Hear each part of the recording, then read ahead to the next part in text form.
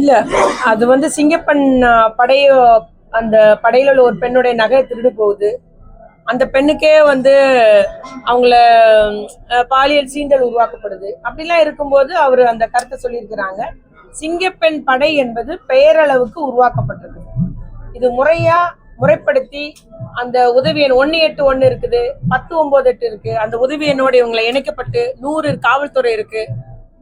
அந்த உதவி எண்களோடு இணைக்கப்பட்டு இவங்களும் அந்த மகளிர் போலீஸ் ஸ்டேஷனு, மற்ற எல்லா போலீஸ் ஸ்டேஷன்லயும் உள்ள குழந்தை நல காவலர்கள், மகளிர் நல காவலர்கள் எல்லாம் இணைத்து ஒருங்கிணைஞ்சு செயல்பட்டாதான் நல்லா இருக்கும். இப்போதைக்கு கண் துடைப்புக்காக பெயரளவுக்கு இந்த சிங்கப்பெண் படை உருவாக்கப்பட்டுள்ளது என்பது என்னுடைய குற்றச்சாட்டா நான் வைக்க விரும்புகிறேன். அதிமுக அரசால் கொண்டு வரப்பட்ட நல்ல திட்டங்கள் திமுக அரசால் தொடரப்பட்டது. தற்போதுள்ள தமிழக வெற்றி கழகம் அரசு அமைக்கப்பட்டது. அம்மா உணவகத்தின் உணவுகள் வெளி மார்க்கெட்டில் விற்கப்படுகிறது ஒரு குற்றச்சாட்டு எழுது. இதை பற்றி ஒரு நிலைப்பாடு. அம்மா உணவகத்துல உள்ள பொருட்கள்லாம் வெளி மார்க்கெட்டுக்கு டோட்டலா விற்கப்படுகிறது.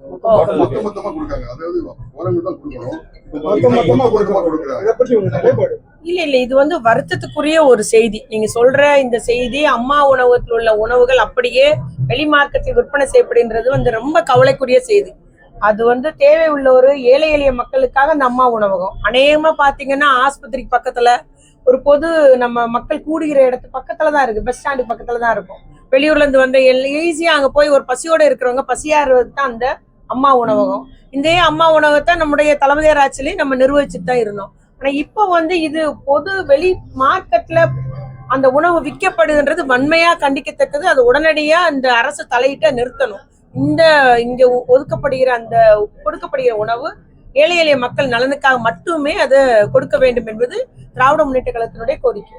திமுக அரசு கடந்த 5 ஆண்டு கால ஆட்சியில வந்து வருவாயை வந்து பெருக்காமல் கடன் சுமையை மட்டுமே அதிகமா வச்சுட்டு போயிருக்காங்க. வெள்ளை அறிக்கையில வந்து அதாவது தனிநபர் கடனும் அதிக அளவு கடந்த 5 ஆண்டுகளுக்கு முன்னாடி 67,000 இருந்து இப்போ 1,28,800 குற்றச்சாட்டு. இப்போ அந்த கிட்டத்தட்ட ஒரு மாதத்துக்கு மேல உள்ள இந்த ஆட்சியில நடவடிக்கையை பார்த்தேன்னா மரபுகள் கிடையாது, சட்டங்களை மதிக்கிறது கிடையாது. என்ன இந்த துறையில என்ன துறையுடைய செயல்பாடு என்னன்னு தெரியாது. அந்தந்த துறை அமைச்சரை விட மத்தவங்க தான் துறையை பத்தி பேசுறாங்க. அவனுக்கு தெரிஞ்சு அவன் பேசிட்டு போயிட்டு இருக்கான்.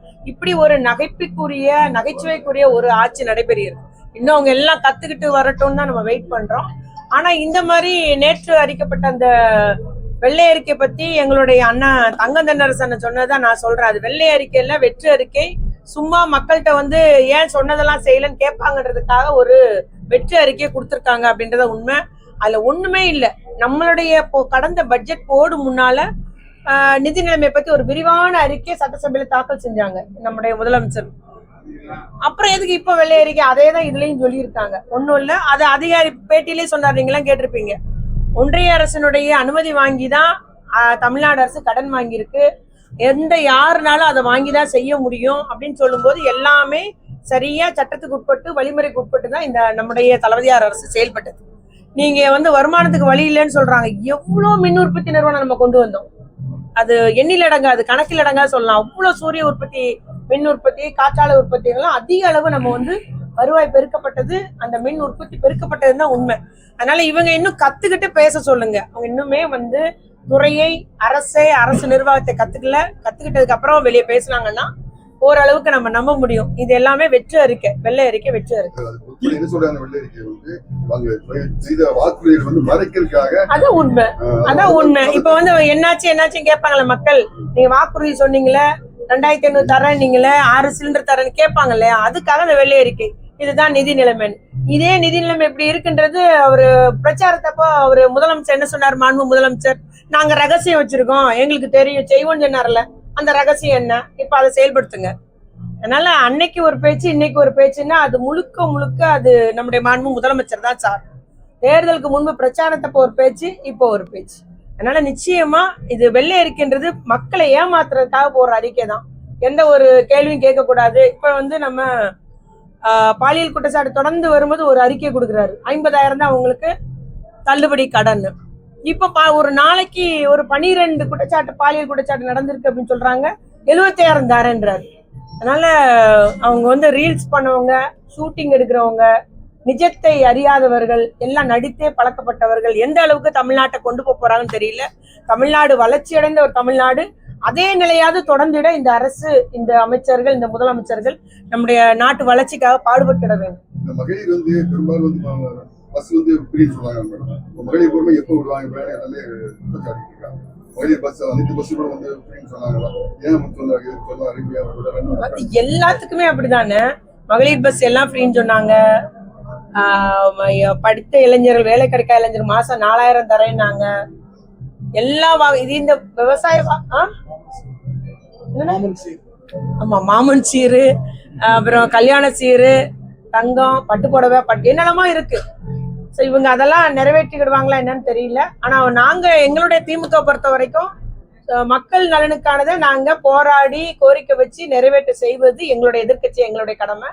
எதிர்க்கட்சி எம்எல்ஏ, நம்முடைய கோயில்பட்டி எம்எல்ஏ உள்ளிட்ட எல்லாருமே அதை அரசை வலியுறுத்துவோம். அதாவது திமுக கடந்த காலம் கூட்டணி படத்தில் அமைந்தது. தற்போது கூட்டணி படம் இல்லாம தனித்து நிற்குது.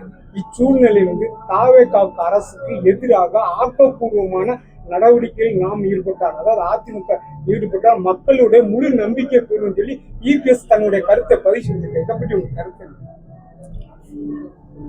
அது அவருடைய கருத்துங்க. எங்களை பொறுத்த வரைக்கும் கூட்டணி இருந்தாலும் இல்லாட்டாலும் என்னைக்குமே திமுக